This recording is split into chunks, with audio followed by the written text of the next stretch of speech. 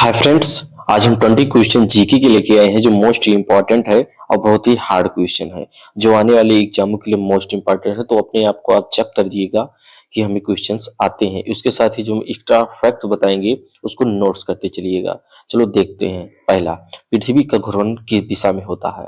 इस क्वेश्चन का right answer है ऑप्शन बी, पश्चिम से पूर्व की ओर। राइट आंसर ऑप्शन बी सही जवाब है। वहीं दूसरी क्वेश्चन की ओर चलते हैं। किस धातु को क्विक सिल्वर कहा जाता है? किस धातु को क्विक सिल्वर कहा जाता है? ऑप्शन ए सोडियम, बी पारा, सी प्लेटिनियम, डी लोहा। इस क्वेश्चन में राइट आंसर कौन सा है? इस क्वेश्चन का राइट आंसर ऑप्शन बी सही जवाब है। हाँ जी, ऑप्शन बी सही जवाब है। सोडियम की बात करें, यन्ने, इसे यन्ने से रिलेट करते हैं। ये बहुत ही हल्की धातु होती है। इसको चाकू से काटा जा सकता है और ये केरोसिन आयल में रखा जाता है। सोडियम को जो है केरोसिन आयल में रखा जाता है। यह ग्रुप ए की धातु है। ये सारे फैक्ट आप लोग नोट करते चलिएगा। वहीं Hg यानी पारा जो इस क्वेश्चन का राइट आंसर है। पारा की बात करें, सामान्य ताप पर भी ये द्रव रहता है। सामान्य ताप पर पारा जो है द्रव रहता है। ये भारी होता है। पारा जो है भारी होता है। इसका उपयोग कहाँ होता है? थर्मामीटर और बैरोमीटर में पारा का उपयोग होता है। ऐसे क्विक सिल्वर जो क्वेश्चन में पूछा गया है, क्विक सिल्वर के नाम से भी जाना जाता है। अच्छा, पारा से क्वेश्चन पूछा जाता है किस पर ये असर डालती है? पारा जो है त्वचा और तंत्रिका तंत्र पर असर डालती है। ये सारे फैक्ट आप लोग नोट करते चलिएगा।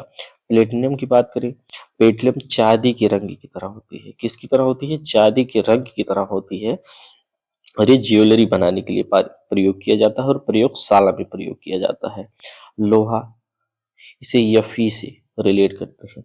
यफी से इसे रिलेट करते हैं। शरीर में हीमोग्लोबिन के रूप में लोहा प्राप्त कर होता है। अच्छा, लोहे की कमी से कौन सा रोग होता है? एनीमिया रोग होता है। ये सारे फैक्ट्स आप लोग नोट करते चलिएगा। और अच्छा लग रहा हो हमारी वीडियो और हमारी कंटेंट तो आप चैनल को सब्सक्राइब जरूर कीजिएगा। चलो अगले क्वेश्चन की ओर देखते हैं दोस्तों। रक्त का थक्का जमना किस विटामिन से संबंधित है? रक्त का थक्का जमना किस विटामिन से संबंधित? ऑप्शन है vitamin A, B vitamin C, या विटामिन के, या विटामिन डी। इस क्वेश्चन का राइट आंसर आप लोग देखिएगा। तो इस क्वेश्चन का right answer option C vitamin K सही जवाब है। हाँ जी दोस्तों, विटामिन सी सही जवाब है। अच्छा, विटामिन ए के बारे में जानते हैं। विटामिन ए को रेटिनॉल के नाम से जानते हैं। आंखों की रोशनी बनाए रखता है विटामिन ए। इसके रोग से कौन सा रोग होता है? इसकी कमी से रतौंधी रोग होता है। गाजर और पालक, विटामिन ए का गाजर और पालक मुख्य स्रोत कहा गया है। अच्छा, विटामिन सी के बारे में जानते हैं स्कर्बिक एसिड से नाम से जानते हैं इसको, स्कर्बिक एसिड के नाम से। विटामिन सी जो है घाव भरता है। कहीं चोट लग जाता है तो ये घाव भरता है और इसको मसूड़े से खून निकलने लगता है। अच्छा, इसका मुख्य स्रोत क्या होता है? नींबू और संतरा और टमाटर खाने से विटामिन सी की कमी दूर हो जाती है। नींबू, संतरा और टमाटर। विटामिन के बारे में देखते हैं। विटामिन डी के पहले देखते हैं। विटामिन बी सनशाइन के नाम से भी इसको जानते हैं। हड्डियों को मजबूत बनाए रखता है। इसकी कमी से रिकेट्स नाम का रोग हो जाता है जो बच्चों में हो जाता है। इसके स्रोत क्या है? सूरज की धूप, अंडा और मछली। ये सारे फैक्ट आप लोग याद रखिएगा और क्वेश्चन को देखते रहिए। चलो आगे देखते हैं दोस्तों। ब्लैक होल शब्द किसने दिया था? ब्लैक होल शब्द जो है किसने दिया था? इस क्वेश्चन का राइट आंसर ऑप्शन डी सही जवाब, जॉन व्हीलर। किसने? जॉन व्हीलर ने। वहीं आगे देखते हैं चौथा क्वेश्चन। भारत में धन का समय मूल्य किस सिद्धांत पर आधारित है? इस क्वेश्चन का राइट आंसर ऑप्शन डी सही जवाब है, मुद्रास्फीति। मुद्रास्फीति राइट आंसर है, ऑप्शन डी सही जवाब है। वहीं पांचवा, नियति का निर्णायक क्षण किसे कहा गया था? नियति का निर्णायक क्षण किसे कहा जाता है? गांधी, नेहरू, पटेल या राजगोपालचारी को? पांचवा question, right answer option B Jawaharlal Nehru को कहा गया था। जो राइट आंसर ऑप्शन बी सही जवाब है। आप लोग चेक करते चलिएगा कि आपका कौन सा क्वेश्चन आता है, कौन सा क्वेश्चन नहीं आता। भारतीय संविधान की प्रस्तावना में लोकतांत्रिक शब्द क्या दर्शाता है? भारतीय संविधान की प्रस्तावना में लोकतांत्रिक शब्द क्या दर्शाता है? इस क्वेश्चन का राइट आंसर ऑप्शन डी सही जवाब है जनता द्वारा शासन, कानून द्वारा शासन, प्रतिनिधियों द्वारा शासन। सारे जो है प्रस्तावना के लोकतांत्रिक शब्द को दर्शाता है। ए बी सी सारे क्वेश्चन सही है, तो ऑप्शन डी सही जवाब हो जाएगा। नेक्स्ट क्वेश्चन देखते हैं 8वें क्वेश्चन की ओर। मानव शरीर में आरसीबी का जीवन काल कितना होता है? इस क्वेश्चन का राइट आंसर ऑप्शन सी 120 दिन होता है, तो ऑप्शन सी सही जवाब है। इन 9वें क्वेश्चन की ओर चलते हैं। उच्च रक्तचाप को क्या कहा जाता है? उच्च रक्तचाप जो है उसे क्या कहा जाता है? इस क्वेश्चन का right answer option B hypertension कहा जाता है। उच्च रक्तचाप को हाइपरटेंशन कहा जाता है, तो ऑप्शन बी सही जवाब हो जाएगा इस क्वेश्चन का। 10वें क्वेश्चन की ओर देखते हैं। दिल्ली सल्तनत में बंदरगाह-ए दरबार क्या थे? बंदरगाह-ए दरबार क्या थे? इस क्वेश्चन का राइट आंसर इसे गुलाम के नाम से जानते थे। बंदरगाह-ए दरबार जो होते थे ये गुलाम होते थे, तो ऑप्शन बी सही जवाब है। वहीं 11वें क्वेश्चन की ओर चलते हैं। प्रकाश का वेग पहली बार किसने नापा था? प्रकाश का वेग जो है पहली बार किसने नापा था?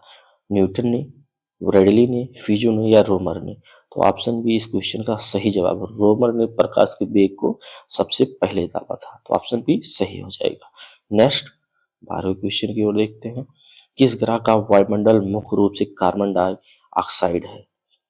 इस क्वेश्चन का राइट आंसर क्या होगा? ऑप्शन ए मंगल ग्रह। मंगल ग्रह वायुमंडल में मुख्य रूप से कार्बन डाइऑक्साइड पाया जाता है, तो ऑप्शन ए सही जवाब हो जाएगा। नेक्स्ट क्वेश्चन 13वें क्वेश्चन की ओर चलते हैं। कोशिका का शक्ति केंद्र किसे कहा जाता है? कोशिका का शक्ति केंद्र जो है वो किसे कहा जाता है? राइबोसोम को, माइक्रोकांडिया, नाभिक को या क्लोरोप्लास्ट को? इस क्वेश्चन का राइट आंसर हो जाएगा ऑप्शन बी माइक्रोकांडिया को। ऑप्शन बी सही जवाब हो जाएगा। 14वें क्वेश्चन की ओर चलते हैं जो मोस्ट इंपॉर्टेंट है। भारत का पहला पूर्णकालिक वित्त आयोग कौन सा था?